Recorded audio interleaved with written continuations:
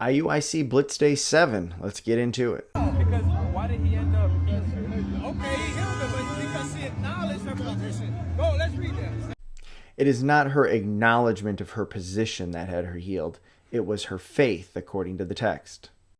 Then Jesus answered and said to her, O woman, your faith is great. It shall be done for you as you wish. So it was her demonstration of faith that resulted in her healing. Now, did this come from her words? Yes, it did. But it was not humility recognizing herself as nobody or as a dog that resulted in this. Read up a little bit. Yes, sir. Did he not call her a dog? And she acknowledged that? At no point does Jesus directly call her a dog. Now, there is an illustration that is given, and in that illustration, there are children and there are dogs, and yes, they are representative of different groups. But even Israelites, when they're in disobedience, are called dogs. Isaiah 56:10, his watchmen are blind, all of them know nothing. All of them are mute dogs, unable to bark, dreamers lying down, who love to slumber. So it is not one's ethnicity that would even make one fit this particular illustration. Rather, it is their faithfulness.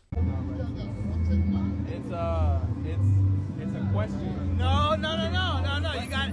What? Yeah, Go read it. The book of Matthew, chapter 15, and verse 22. 22, watch this. Go ahead. And behold, a woman of Canaan came out of the same coast, and cried unto him, saying, Have mercy on me, O Lord, Right. thou son of David. My daughter is grievously vexed with the devil. Go ahead. But he answered her not a word. So initially, Christ didn't even answer her. Why? Because Christ and the disciples, we don't deal with the other nations. This is not the only time Jesus simply ignores somebody. We see this also in Matthew chapter 9. In verse 27, and as Jesus went on from there, 2 blind men followed him, crying out, Have mercy on us, son of David.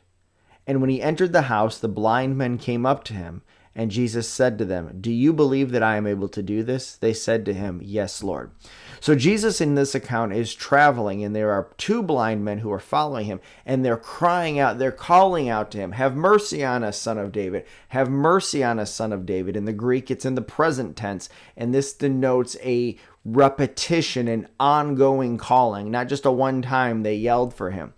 Jesus doesn't answer them. And finally he enters a house, and when he does, the blind men come up to him, and then, and only then, does Jesus finally respond. In this case, just like in Matthew 15, it was a test of faith. Right? But then he ended up I healing know, her. but watch this. Go ahead, read. And his disciples came and besought him, saying, Uh-huh. Send her away, Send her away. We don't deal with the other nations. Go ahead. for she crieth after us. Uh-huh.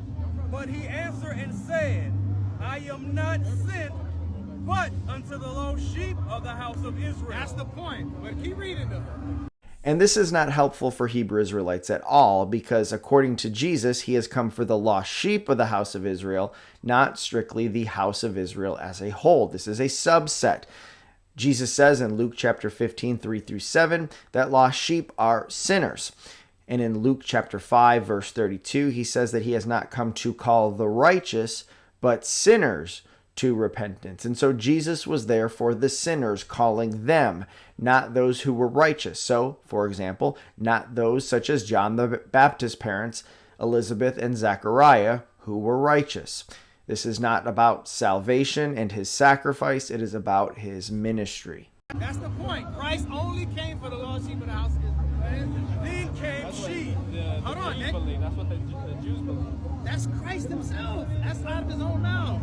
Yeah, but he's challenging them, and he challenged the woman. and No. that's why he said, No. Let's go ahead. Keep reading. Then came she and worshipped him, saying, Lord, help me.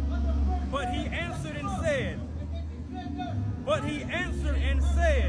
It is not meet to take the children's bread It's not good and it's not right. And do what? and cast it to dogs. Pass it to dogs. He called her a dog. Here again, dog is part of the illustration or the analogy that's occurring. It is not him directly calling her a dog in some way. Though, as I've demonstrated, Israelites who are acting unfaithfully are in fact called dogs.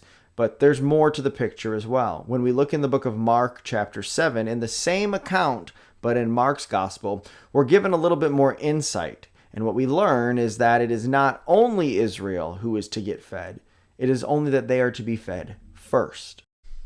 And he was saying to her, let the children be satisfied first, for it is not good to take the children's bread and throw it to the dogs. Meaning anything outside of the nation of Israel, the Lord considers it dogs. The whole And given that Israelites are called dogs, the analogy applies to anyone who is not a worshiper of the true God, Israelite or otherwise.